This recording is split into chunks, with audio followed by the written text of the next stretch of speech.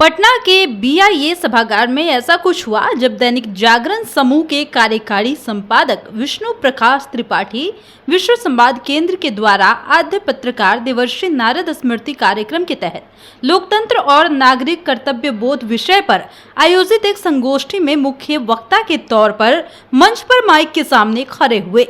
बिहार के श्रोताओं की खासियत है कि वो सुनते बहुत ध्यान से हैं और सुनने के बाद उस पर गहराई से सोचते भी हैं और फिर प्रतिक्रिया भी अपने खास अंदाज में देते हैं। सभागार में बड़ी संख्या में श्रोताओं की मौजूदगी से विष्णु त्रिपाठी को एहसास हो गया था कि बिहार की पावन धरती को यूं ही ज्ञान की धरती नहीं कहा जाता। प्रभाष जोशी के पटना आगमन के दौरान प्लेटफॉर्म पर उनके नरभसाने वाले एक प्रसंग से शुरुआत करते हुए उन्होंने कहा, आप बिहार आए और नरभसाए नहीं, ऐसा हो नहीं सकता, यहाँ के लोग ही कुछ ऐसे हैं। प्रभाष जोशी जब पटना के रेलवे स्टेशन पर उतरे थे तब प्लेटफॉर्म पर लोगों की चहलकदमी और अफरा तफरी को देखकर थोड़े परेशान हो गए थे। उनकी इस मनोदशा को भांपते हुए एक कूली ने उनसे कहा था कि लगता है आप नरभसा गए हैं। उस वक्त उन्हें ये समझ नहीं आया था कि नरभसाना शब्द का मतलब क्या होता है। दिल्ली लौटने पर इस शब्द के बारे में पूछने पर किसी ने बताया कि यह शब्द नर्वस से बना है। उसके बाद प्रभाष जोशी ने इस पर एक आलेख भी लिखा था। उनके आलेख पर बिहार में तीखी प्रतिक्रिया भी हुई थी। प्लेटफॉर्म की अव्यवस्था को लेकर कुछ नकारात्मक बातें उन्होंने लिख दी थी। बाद में जुगनू शारद ने भी बिहार में अच्छे अच्छे नरभसा जाते हैं शीर्षक से एक आलेख लिखा था। ट्रेन पर जब मैंने सुना कि पटना आ गया है तो मैं भी नर्वसा गया था। उतरते वक्त अपना चश्मा ट्रेन में ही भूल गया। खैर बाद में वह मिल गया।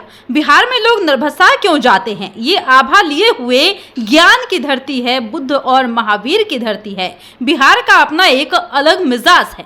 हालांकि आपको हम तस्वीरों से दिखा रहे हैं कि इस कार्यक्रम के दौरान जब वो मंच पर बोल रहे थे तब देखिए कि किस तरीके से उन्होंने नरभसाना वाले वाक्या को वृतांत में बताया है।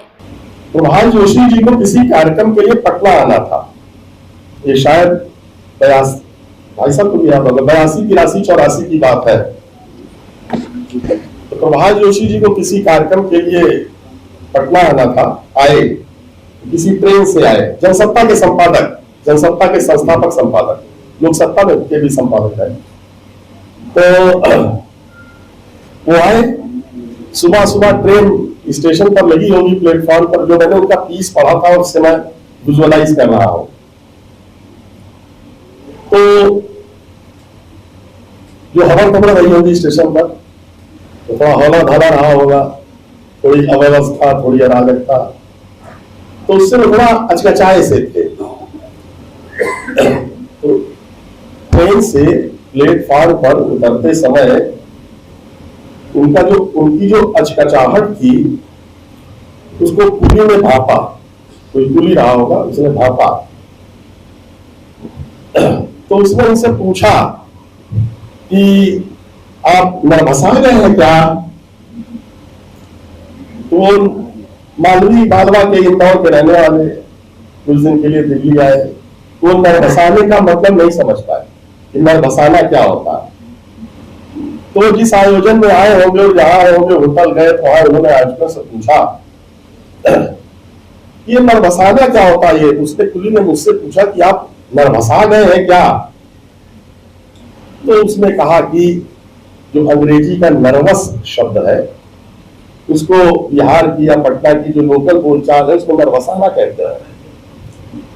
तो प्रभाष जी लौट करके गए दिल्ली और उन्होंने अपनी उस बिहार यात्रा का जो आख्यान किया, नरेट किया, तो उस पर उन्होंने इसका पूरा लिखा कि हम कैसे नरभसा गए। लेकिन वो उनकी लेखनी थोड़ी सी बिहार को लेकर निगेटिव हो गई।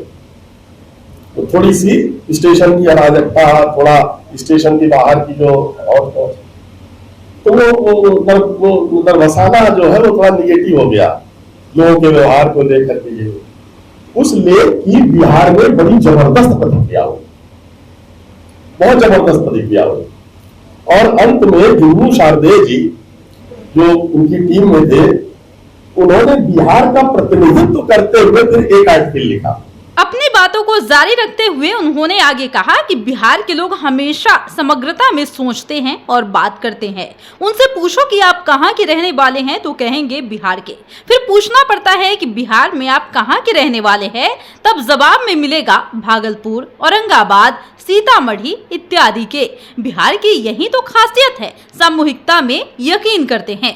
कार्यक्रम के दौरान विष्णु प्रकाश त्रिपाठी ने वरिष्ठ पत्रकारिता में समर्पित जीवन जीने के लिए पत्रकार मणिकांत ठाकुर को देश रत्न डॉक्टर राजेंद्र प्रसाद पत्रकारिता शिखर सम्मान 2024, वीरेंद्र विश्वकर्मा को छायाचित्र के लिए बाबूराव पटेल रचना धर्मिता सम्मान 2024 और खोजी पत्रकारिता के लिए निधि तिवारी को केशव राम भट्ट पत्रकारिता सम्मान 2024 प्रदान किया।